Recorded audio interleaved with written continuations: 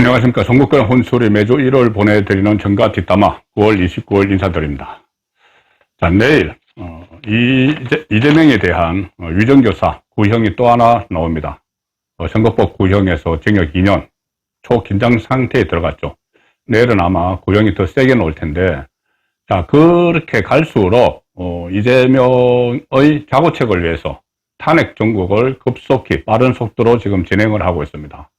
바로 올 10월, 이제 내일부터 10월이 시작되는데, 모레부터죠. 10월이 시작되면은 이재명뿐이 아니고 문재인에 대한 소환, 그리고 조국의 이 대법원 최종 판결로 구속, 뭐 이런 일련의 시나리오들이 나와 있기 때문에, 로드맵이 나와 있기 때문에, 그럴수록 더욱더 탄핵 정국을 조성을 할 겁니다. 자, 그러면 여기에 대응을 해야 되는데, 여건이 대응을 해야 되는데, 윤석열 대통령과 한동훈 대표 갈등이 현실화되고 있죠. 자, 오늘은 좀 상당히 민감한 문제인데, 한동훈과 윤석열 관계를 한번 정리를 해볼까 합니다.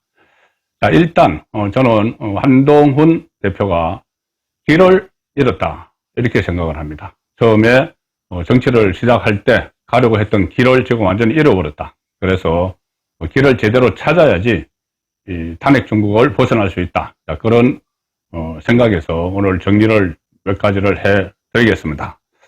첫 번째, 제가 짚어볼 것은 왜 한동훈은 그렇게 갑자기 나타나서 보수 우파 쪽의 지지를 받았을까?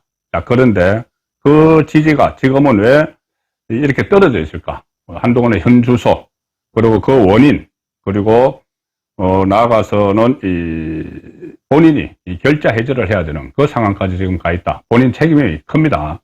그리고 이 상황을 어떻게 풀어나가야 되는가, 여기에 초점을 맞춰서 말씀을 드리려고 합니다. 참고로 저도 처음에 한동훈 대표가 총선에서 지고 나서 직거를 할 때 방송에 나가서 계속 그 이야기를 했습니다. 한동훈이 복귀를 해야 된다. 조기 등판해서 결자 해지를 해야 된다. 이렇게 제가 계속 말씀을 드렸는데, 일단 조기 등판은 했지만 결자 해지를 하지 못하고 있습니다. 오히려 보수 우파 진영으로부터 다 그런 것은 아니지만은 여전히 한동훈을 지지하는 분들도 계시지만은 많은 사람들로부터 비판을 받는, 그것은 수치로 나타납니다. 잠시 후에 제가 그 수치도 설명을 드리겠습니다.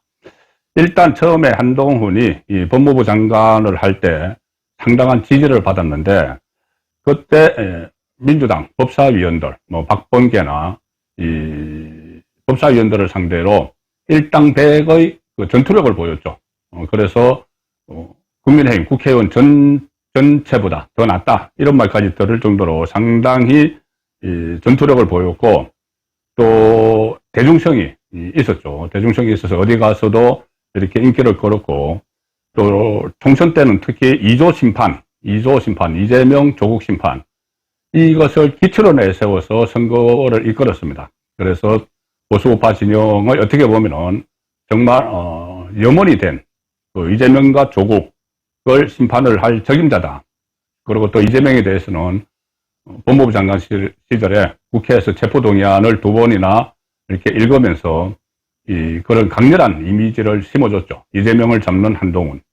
자, 그리고 신선함도 있었고, 또 여의도 문법에 매이지 않는 그런 것들, 또 사포함, 이런 여러 가지 긍정적 요소들이 보수 우파의 지지를 받았습니다. 더구나 무엇보다도 정권 재창출을 하는데 한동훈이 꼭 필요하다, 그런 여론이 많았었죠. 지금 포스트 윤석열 너무 이러기는 하지만은 크게 부각되는 사람이 없는 상태였기 때문에 보수 우파의 정권 재창출을 위해서는 한동훈을 키워야 된다, 그런 말이 나왔습니다. 자, 그런데 지금 현주소는 한동훈의 현주소는 어떻게 보면은 그런 기대를 걸기에 상당히 좀 무색해지는 그런 상황에 와 있습니다. 여론조사로 그냥 설명을 드릴 수밖에 없습니다. 이 여론조사, 특히 여러 가지 여론조사가 있지만 아무래도 한국 갤럽 여론조사가 좀 신뢰성을 얻고 있고 꾸준한 추이를 보이고 있기 때문에 갤럽을 기준으로 한동훈의 현주소가 어떤지 말씀을 드리겠습니다. 상당히 좀 충격적인 이런 결과들이 나오는데, 특히 보수 우파에서 등을 돌리는 그 상황들이 여기에 나와 있습니다. 일단 윤석열 대통령과 지지율이 동반 추락을 하고 있습니다. 동반 추락. 총선 이후에. 지금 윤석열 대통령 지지율, 그제, 매주 금요일날 갤럽이 발표를 하죠. 23%, 긍정평가 23%, 부정평가 무려 68%.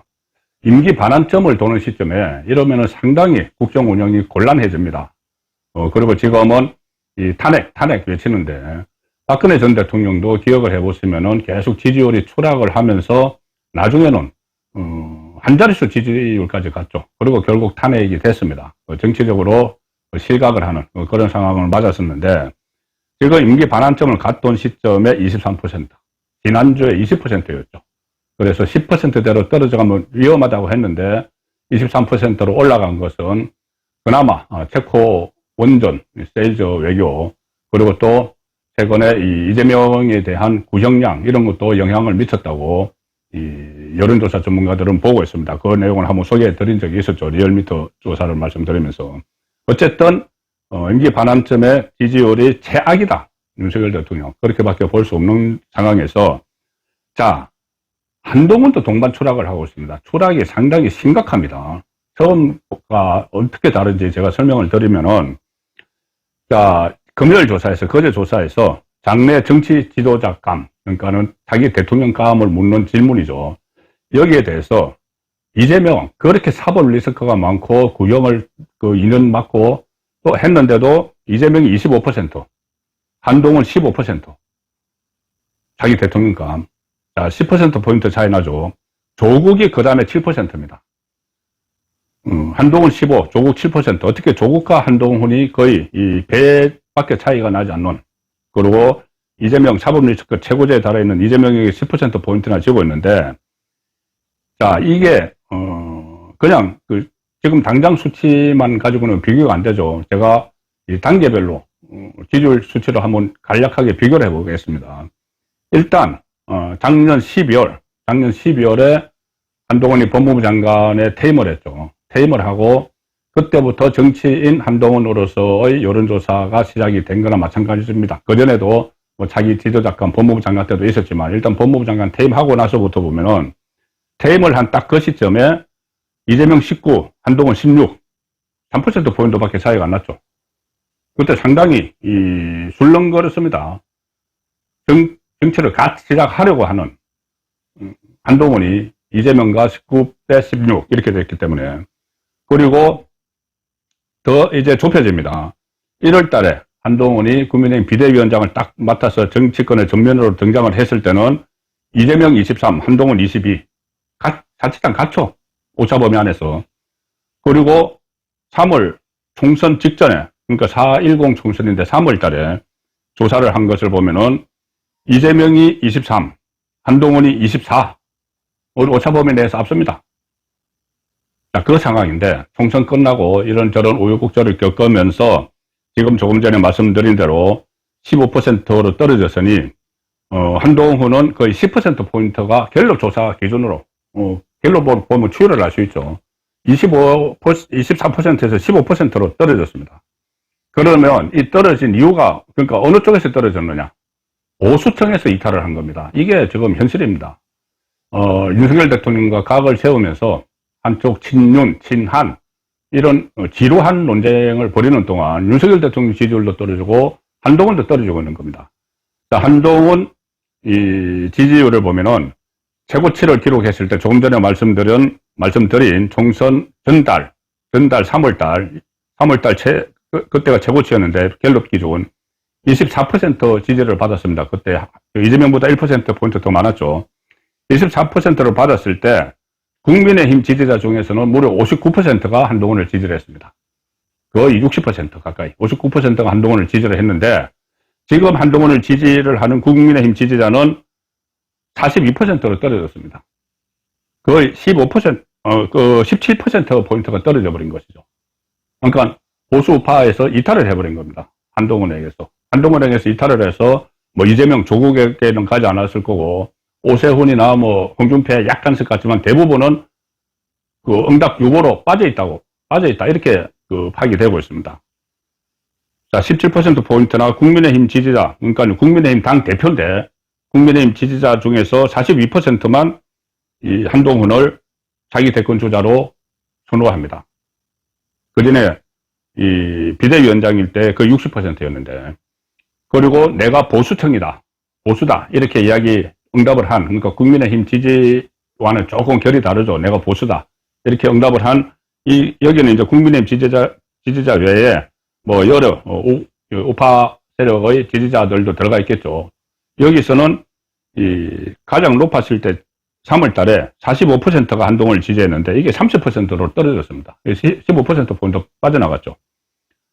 자, TK, 보수의 심장부라고 하는 TK, 대구 경북 지역에서 30% 지지를 받았는데, TK에서는 한동훈이 그때도 압도적인 지지는 받지 않았습니다. 왜냐하면 한동훈은 이 박근혜 전 대통령을 수사를 했던 이명박 전 대통령과 그런 게 있기 때문에 그래도 30% 지지를 보내줬는데, 지금은 25%, 그나마 또 떨어져 있습니다.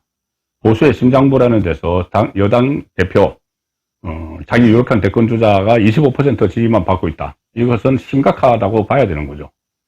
지금까지 그런 사례가 없었습니다. 보수의 대표적인 대권 주자가 TK에서 25% 지지. 보통 그 윤석열 후보나 뭐 보수 후보들이 가면은 한 80% 가까운 그런 지지를 받는 것이죠. 득표를 하는 것이죠. 자, 그런데 지금 이 25%의 지지만 한동훈이 받고 있다. 보수의 심장부에서. 이것은 상당히 한동훈 입장에서도 또 정권 재창출을 원하는 보수우파 진영 전체에서도 심각하게 봐야 되는 겁니다. 자, 원인은 뭘까? 제가 한마디로 정리해 드리면은, 특히 이렇게 보수우파에서 지지율이 한동훈이 떨어진 이유는 비유를 하기 참 싫지만은, 마치 윤석열 대통령 초기에 그렇게 정부에 부담을 줬던 이준석을 연상시킨다, 당대표 이준석을 연상시킨다, 이런 말까지 조금 나올 정도로 용산과 다른 입장을 계속 내놓고 있는 것이죠. 그래서 보면은 입장을 내놓고 있는 것 중에서도 건전한 것도 있습니다. 이것은 정말 한번 검토를 해봐야 된다, 이런 것도 있는데, 그거를 제시하는 방법이 상당히 거칩니다. 그래서 정말 이게 윤석열 대통령과 머리를 맞대고 뭔가 문제를 풀려고 이렇게 대안을 제시하는 것인가, 아니면 자기 정치를 하는 것인가, 여기에 대한 논란이 지금 생겨나고 있습니다. 대표적인 것이 최상병 특검법이죠. 절대 용산에서는 안 된다, 이게 탄핵의 자락을 까는 것이다, 이런 입장인데, 제3자가 추천하는 특검법을 대안으로 이야기를 했죠. 자, 그리고 그것이 탄핵의 자락을 까는 거다, 이렇게 생각하는 보수우파가 많은데, 어쨌든 제3자든 뭐든 최상병 특검은 무조건 안 된다는 그 기류가 강한 사이에서 본인의 입장을 내놨습니다. 본인의 입장을 내놨으면은 그 입장을 내놓는 방법이 그 전에 미리 용산과 충분히 사전 조율을 거쳐서 내놨으면 모르는데, 이걸 덜컥 내놓으니까는 분란의 불씨가 되는 것이죠. 그리고 김건희 사과 요구, 이게 또 필요하다는 쪽도 있습니다. 그런데 사과를 하면은 문제가 해결되는 것이 아니고 모든 새로운 문제의 출발점이다. 지금 어차피 김건희 특검을 주장을 하는 법안까지 발의를 하는 민주당은 이재명 보호를 위해서 맞불을 놓는 차원에서 하는 건데, 이걸 사과를 한다고 해서 끝낼 거냐? 그게 아니다. 그때부터 처음 시작된다. 자, 사과를 했으면 잘못해서 사과한 것 아닌가, 이렇게 또 공격이 시작될 거다. 이래서 사과를 하지 않아야 된다는 또 쪽도 의견도 있는데, 그쪽까지 이제 충돌하는 것이죠. 제 생각을 말씀드리면은, 지금은 이제 이거는 사과를 하고 안 하고 문제는 떠났습니다. 사과를 하든 안 하든 특검 또 표결을 할 거고, 그리고 또 계속 약한 고리로 생각해서 김건희 계속 공격을 하겠죠. 자, 그러면은 사과를 하든 안 하든 이건 핵심이 아닙니다. 지금은 이제 탄핵을 방어를 하는 게 핵심이기 때문에 이 문제 가지고 왈가왈부할 때가 아니죠. 그 말씀 잠시 후에 다시 드리기로 하고. 자, 그리고 또 한동훈 대표가 주변에 김경유 회계사를 비롯한 좌파 성향의 인물들을 많이 등용을 합니다.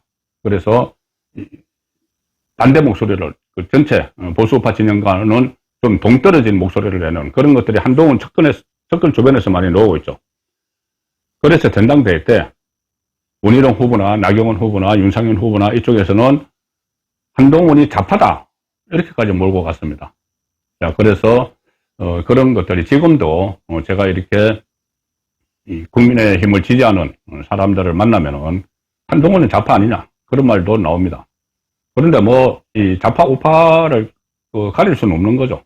윤석열 대통령도 마찬가지고 한동훈도 마찬가지고 뭐 진보 쪽 대통령, 좌파 쪽 대통령, 우파 쪽 대통령 다 수사를 했던 그런 경험이 있기 때문에 뭐 좌파 우파가 가리는 것이 아니고 지금은 이제 법치, 공정, 정의, 상식 거기에 이제 그 대척점에 있는 뭐 특권, 반칙 이것을 특권과 반칙을 처단을 하는 정리를 하는 그런 세력으로서의 한동훈이 필요한 것인데 이 좌파 논란을 불러일으킨 것이 본인의 책임도 있다. 한동훈의 책임도 있다. 그런 생각이 듭니다. 특히 전당대회 때 당대표 경선 때 김건희 그 문자를 읽고 씹었다. 이 논란부터 시작해서 또 나경원 후보가 패스트트랙 공소 취소 청탁을 했다. 이것을 또 폭로를 하고 이런 것들이 미숙한 것 아닌가. 정치 여당의 지도자로서 미숙한 것 아닌가. 그런 비판도 한동훈이 받았던 것도 사실입니다. 그리고 의정 갈등, 의료 대란 여기도 대안을 제시를 하는 건 좋은데 대안을 뭐 충분히 제시할 수 있죠. 이 현장의 민심을 바닥 민심을 듣는 여당 대표가 그걸 안 하면은 오히려 정부유기죠. 다 민심을 전달을 용산에 해야 되는데 하는 방법이 거칠다. 가령 예를 들어서 2026년도 의대 정원을 일단 유예하자. 이게 용산에 전달해서 협의를 하기 전에 언론에 먼저 이게 공개가 됐습니다. 어떤 경로를 통해서. 한동훈 쪽에서 나왔겠죠. 자, 그래서 이런 것들이 상당히 미숙해서 저는 미숙해서 벌어지는 일이라고 보는데 이걸 자기 정치 이렇게 또 매도가 되기에 충분한 그런 요소가 있는 것이죠. 최근에 불거진 윤석열 대통령과의 독대 논란 이건 정말 어처구니 없는 겁니다. 독대를 여당 대표가 대통령에게 독대를 요청을 하는 그것도 좀 저는 보지 못했던 거고 아니 독대를 하고 싶으면 여러 명 지도부 같이 모인 자리에서 대통령님 잠깐 드릴 말씀이 있습니다. 해서 이야기하면 되는 거죠. 아니면은 어차피 여당 지도부가 용산 참모들과 같이 만났는데 거기서 독대를 굳이 안 해도 아마 무슨 말을 하려고 하는지 뻔하죠. 의료 갈등 문제하고 김건희 처리 문제인데 그거 이야기하면 됩니다. 그런데 굳이 이제 독대를 하자고 요구를 했다. 또 그게 또 언론 보도에 나오니까 언론 플레이 하는 것 아닌가. 자기 정치 또. 자, 그런 상황이 얽히고 설키면서 상당히 어려워졌는데 탄핵 정국에서 여건이 분열이 되는 그런 상황이 나타나고 있는데 자 이걸 어떻게 풀어야 될까로 들어가면은 어떻게 보면은 간단합니다. 좀 한쪽에서는 어느 쪽에서는 어려운 일이지만 간단하죠. 지금 현재 갈등을 촉발시키는 내관은 두 개죠. 하나는 의료 대란인데 이거는 지금 탄핵 정국하고는 어떻게 보면 크게 직접적으로 연관이 없습니다. 정책 조율을 계속 해나가는 그런 노력하는 그런 모습을 보이는 것만으로도 이것은 당정이 상당히 해법을 이제 찾을 수 있는 그런 상황이죠. 그런데 다른 게 안 풀리기 때문에 이것조차도 지금 꼬이는 그런 상황이 이어지고 있는데 핵심은 뭐니 해도 김건희 리스크입니다. 김건희 리스크. 이걸 도대체 어떻게 할 것이냐. 일단 전제는 민주당이 마녀사냥을 하는 건 맞습니다. 이게 지난번 2022년 대선 때부터 김건희를 약한 고리로 파악을 해서 뭐 줄리 논쟁부터 시작을 해서 뭐 학력을 가장했다, 또 도이치모터스 주가 조작 그 과거에 있었던 거 그거 끄집어내서 고발을 하고 또 뭐 여기 인터넷 매체 뭐 유튜브 채널에서 한 거 7시간 녹음 틀고 막 이렇게 해서 마녀사냥을 한 게 맞죠. 그리고 대통령이 된 뒤에도 계속 이 논란을 확산시키고 이재명이 위기에 빠질 때마다 맞불로 김건희 특검 계속 해왔습니다. 그러니까 김건희를 마녀화시키면서 정치적으로 제물로 삼은 건 맞죠. 그리고 지금은 탄핵의 제물로 삼으려고 하고 있습니다. 김건희를. 자, 그런데 왜 이렇게 상황까지 됐느냐. 빌미가 없었으면 이렇게까지 오지 않죠. 그리고 대선 전에 있었던 무슨 뭐 학력 부풀리기, 경력 부풀리기, 도이치모터스 그 정도로였으면 여기까지 오지 않았습니다.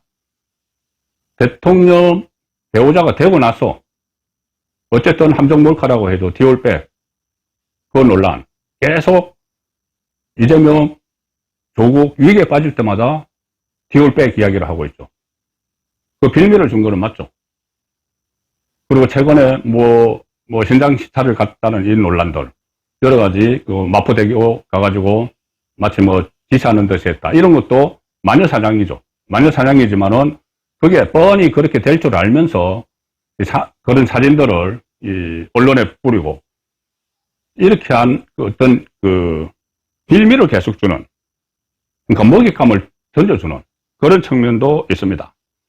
그래서 무슨 활동을 하더라도 지금부터 김건희 여사가 무슨 활동을 하더라도 무슨 말을 하더라도 모든 것은 정치적 공격거리가 됩니다. 왜냐하면은 탄핵 정국이 시작이 됐기 때문에. 그러면은 가장 좋은 방법 중에 하나는 극약 처방을 내릴 수가 있죠. 공격의 타깃을 치워버리는 겁니다. 무슨 디올 파우치 가지고 사과를 하고 안 하고 이런 게 아니고 공격의 타깃을 치워버리는 방법이 있죠.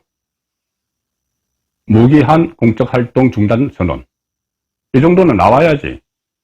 일단 국민 여론에도 뭔가 이 김건희 리스크가 희석이 될 수 있는 그런 상황이 아닌가. 제가 현장에서 직접 여론을 정치하고 체험하고 느끼는 끝에 나오는 드리는 말씀입니다.